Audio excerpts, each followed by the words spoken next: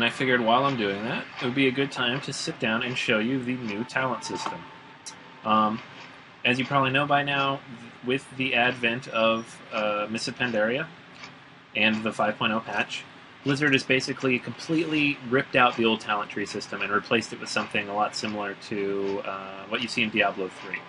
So basically, at every tier, you pick one out of three particular options. It gives a number of combinations, but the actual total number of talents you get is significantly lower. So in this particular case, I have 5. I'm a level 85 character, so I have 5 talents at the moment, and then at level 90, they'll give me a 6th. It's simpler. It takes away a lot of those talents. If you remember the days when you had a lot of talents that basically were plus 15% to X statistic to ensure you get X and Y.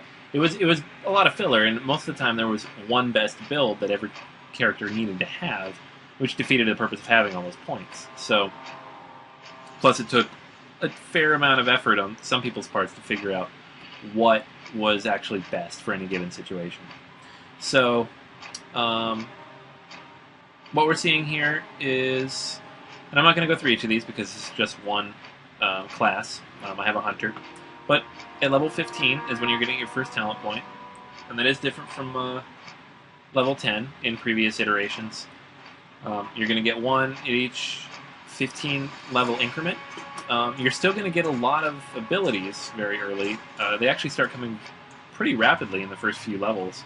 And by the time you reach level 10, you're going to have a lot of your early abilities as a character.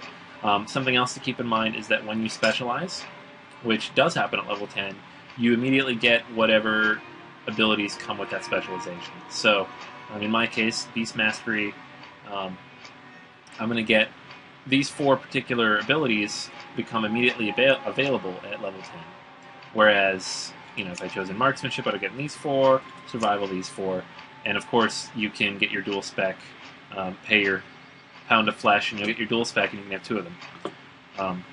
So there's no running around having to retrain and pay for all these abilities constantly, which is admittedly very exhausting. And I think some people bemoan it a little bit and say that it was dragging it down, making, watering down the game a little bit, making it more for newbies. And while that may be the case, in fact, I'm not going to argue that point at all. The difference is that in this particular case, it's simpler. And especially for the veterans out there, you don't need to go through all those hoops. It's all artifice at that point. So, level 10, you're going to pick one of these. Marksmanship, Beast Mastery, Survival in my case. Then you're going to hop up at level 15 and start choosing your talents. You're not going to spend 20 minutes doing it every time you level up either. You're just going to pick one of 3. And while there are certain builds that are better than others depending on your needs, in most cases, these are just a matter of preference. If you like, in my case, if you're a hunter, if you want things that make it easier for you to get away, then those are going to be more important than things that basically lay the smack down on your enemies, such as a Dire Beast or Lynx Rush. Okay, glyphs have not changed significantly. Basically the same stuff we're used to here. Pop them in, you've got 6 total options, and then of course pets. For hunters and for anybody else with pets, you've got 3 particular categories. You pick whichever one you want, and you get the abilities that go with it. So it's all fairly simple, it's all pretty straightforward. This is actually a lot simpler. If I'd made a video, say 2 years ago, to show you how the talent system works, we might spend a few hours going over it, because it's just, especially for newcomers. If this doesn't, you don't need to be level 85 to know these things. It's just these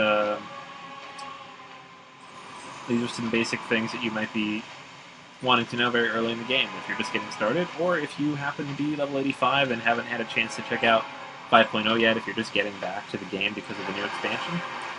This is good information to have. Alright, I'm going to get back to my game here. I've gotten to my destination. Just doing a little herb picking to get myself up to 500. And then I'll be back in a little bit to discuss with you some leveling tips for the new zones. Alright, enjoy!